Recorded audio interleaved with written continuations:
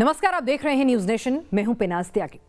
Corona काल में ये दूसरी बार होगा जब भगवान जगन्नाथ रथ पर सवार होकर भाई बलभद्र और बहन सुभद्रा के साथ नगर भ्रमण के लिए निकलेंगे।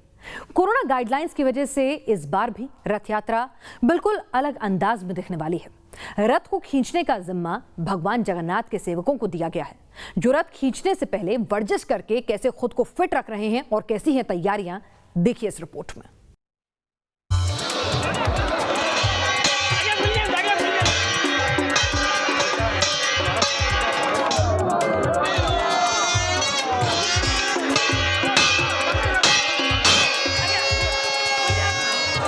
कोरोना के काल में हालात बदल गए, नियम बदल गए, लेकिन नहीं बदला तो आस्था का अटूट विश्वास।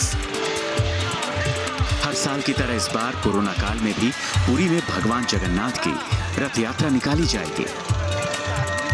लेकिन न तो पहले जैसे भक्तों का सैलाब दिखेगा, न ही रथ यात्रा का शोर सुनाई देगा। न रथ को खींचने की होड़ होगी, न ही श्रद्धालुओं की पहले जैसी भीड़ होगी।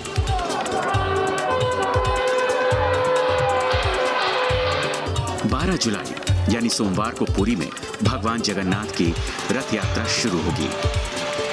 रथ यात्रा कोरोना काल में हो रही है, लिहाजा इस बार भगवान जगन्नाथ भाई बलराम और बहन सुभद्रा के साथ रथ यात्रा पर तो निकलेंगे, लेकिन बिल्कुल अलग अंदाज में। इस बार की रथ यात्रा में सिर्फ सेवक ही रथ को खींचेंगे। पुलिस बल रथ को हाथ भी नहीं लगाएगी। यही नहीं, आम श्रद्धालुओं को भी पुरी में प्रवेश की इजाजत नहीं होगी।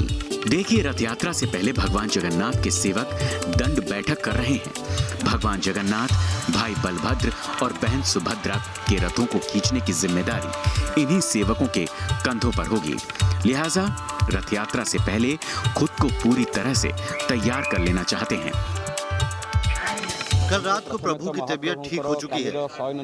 उनका बनक नीति या श्रृंगार हो चुका है। इसके पहले चंदन लेप किया जाता है, उसके बाद कुछ देर को छोड़ दिया गया, फिर श्रृंगार आरंभ होता है, फिर मंगल आरती जिसमें प्रभु की धूप दीप से अर्चना हुई। इसके बाद बल्लभ पूजा, सूर्य पूजा भी पूरी हो चुकी है और फिर भगवान के आधार माला यानी शरीर में जो माला होती है वो पहले भाई बलभद्र के पास, फिर माता सुभद्रा के पास आता है, जिसके बाद इन सभी माला को, जिसे आज्ञामल कहते हैं। इधर रथ यात्रा की तमाम तैयारियां पूरी हो चुकी हैं। रविवार को महाप्रभु के तीनों पूजा पंडित सेवक 3 अलग-अलग मालाएं लेकर मंदिर के पटुआर यानी कीर्तन दल के साथ रथखला पहुंचे। रथखला वो जगह होती है जहां भगवान के तीनों रथों का निर्माण होता है। माला पहुंचते ही रथ बनाने वाले मुख्य महाराणा ने तीनों रथ पंडित सेवकों को सौंप दिए। तमाम धार्मिक विधि विधानों को पूरा करने के बाद रथखला में तैयार खड़े तीनों रथ को खींचकर सिंह द्वार के सामने लाया गया। इसी सिंह द्वार से सोमवार को रथ यात्रा की शुरुआत होगी। सोमवार को रथ यात्रा में सबसे आगे भाई बलभद्र का दर्प दलन रथ निकलेगा। इनके रथ पर ताल ध्वज लहराता है। इनके पीछे बहन सुभद्रा का देव दलन रथ पद्म ध्वज के साथ निकलेगा और आखिर में गरुड़ ध्वज के साथ भगवान जगन्नाथ का नंदी घोष रथ निकलेगा। पीतल के ये शीश नील चक्र कहलाते हैं। परंपरा के मुताबिक पूजा पंडा सेवक इन नील चक्रों को कोट सुआंसिया सेवकों को सौंपते हैं और फिर ये सेवक इन नील चक्रों को रथ यात्रा से पहले रथ के सबसे ऊपरी भाग में स्थापित करते हैं। रथ के पास आई, इसका मतलब है कि प्रभु ठीक है और उन्होंने आदेश दिया है कि अब रथ को सिंह द्वार के सामने लाया जाए और उन्होंने हमें आदेश किया कि मंदिर के सामने रथ लगाया जाए। कल महाप्रभु की रथ यात्रा है जिसमें तीनों भाई बहन गुंडीचा मंदिर जाते हैं। धार्मिक मान्यता है कि भगवान जगन्नाथ की रथ यात्रा में शामिल होकर जो लोग रथ खींचते हैं उन्हें 100 यज्ञ के बराबर पुण्य प्राप्त होता है। लेकिन इस बार ये सौभाग्य आम लोगों को नहीं मिलने वाला। कोरोना महामारी के चलते इस बार आम लोगों को रथ यात्रा से दूर रखा जाएगा। रथ यात्रा से ठीक पहले रविवार रात 8 बजे से पुरी में कर्फ्यू लगा दिया गया है। आम श्रद्धालुओं को शहर में प्रवेश की अनुमति नहीं दी गई है। यहाँ तक कि रथ यात्रा के दौरान सड़क के दोनों ओर की दुकानें और लॉज भी बंद रहेंगे। रथ यात्रा के मार्ग पर सड़क के दोनों ओर रहने वाले स्थानीय लोगों को भी दूसरी जगह पर शिफ्ट किया गया है। आमतौर पर पुरी में भगवान जगन्नाथ की रथ यात्रा में देश विदेश से हर साल 10 लाख से ज्यादा श्रद्धालु पहुंचते हैं, लेकिन इस बार न तो बाहर के श्रद्धालु पुरी आ पाएंगे, न ही पुरी के लोग इस रथ यात्रा में शामिल होंगे।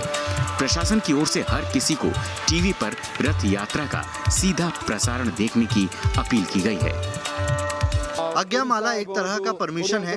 जैसे हम अपने बुजुर्गों से अनुमति के बाद कहीं जाते हैं तो ये परंपरा है कि पुरी में कोई भी काम श्री जगन्नाथ की आज्ञा से ही होती है। रथ यात्रा भी उन्हीं के आदेश से होती है। कहते हैं कि पाबंदियों का कोई बंधन आस्था की सीमा तय नहीं कर सकता। भले ही कोरोना के चलते आम श्रद्धालु भगवान जगन्नाथ की रथ यात्रा में शामिल नहीं हो रहे हैं, लेकिन इससे उनके मन में भगवान जगन्नाथ के लिए आस्था कम नहीं हुई है। कुछ कलाकार अपने घर पर ही अपने अपने अंदाज में रथ तैयार कर रहे हैं।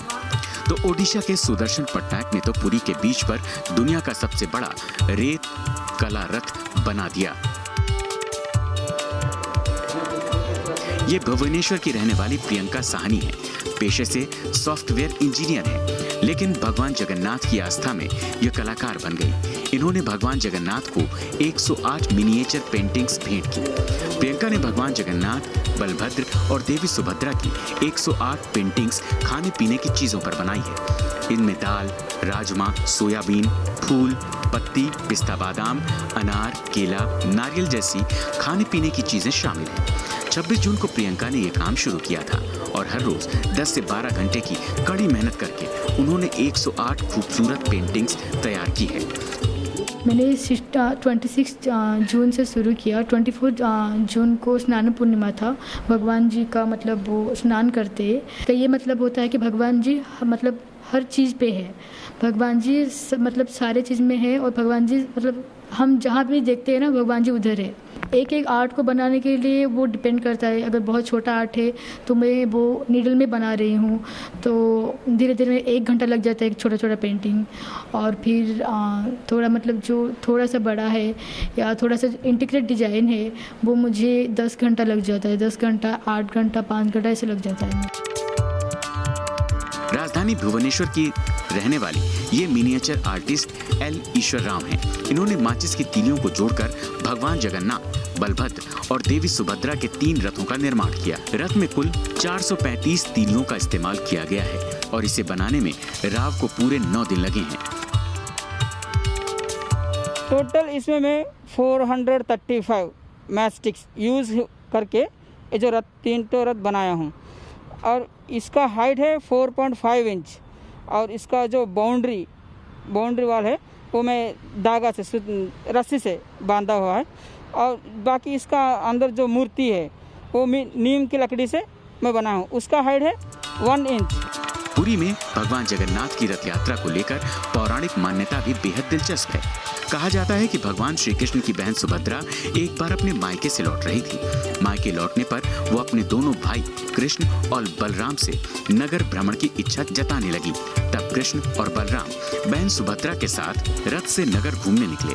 कहा जाता है कि तब से ही रथ यात्रा की परंपरा शुरू हुई। जगन्नाथ मंदिर प्रबंधन की ओर से पिछले कई महीने से रथ यात्रा के निर्माण का काम चल रहा था। रथ यात्रा के निर्माण की विधि भी कम दिलचस्प नहीं है। खास बात यह है कि इस विशालकाय रथ के निर्माण में किसी भी तरह की कील या किसी नुकीली वस्तु का इस्तेमाल नहीं किया जाता है।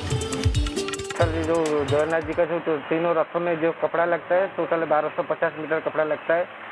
जगन्नाथ जी का 425 मीटर कपड़ा लगता है, लाल पीला। देवी सुभद्रा का लगता है 400 मीटर कपड़ा, लाल और ब्लैक। बलभद्र जी का लगता है 425 मीटर कपड़ा, लाल और ग्रीन लगता है।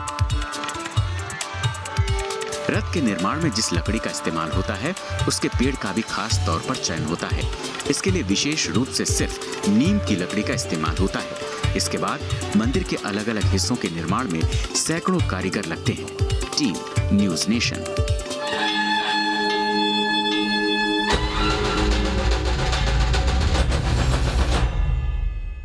आपको हमारा वीडियो पसंद आया तो इसे लाइक करें, शेयर करें और हमारे YouTube चैनल को सब्सक्राइब करना ना भूलें। सबसे पहले खबर पाने के लिए बेल आइकन को प्रेस करना ना भूलें। ताजा अपडेट पाने के लिए देखते रहें न्यूज़ नेशन।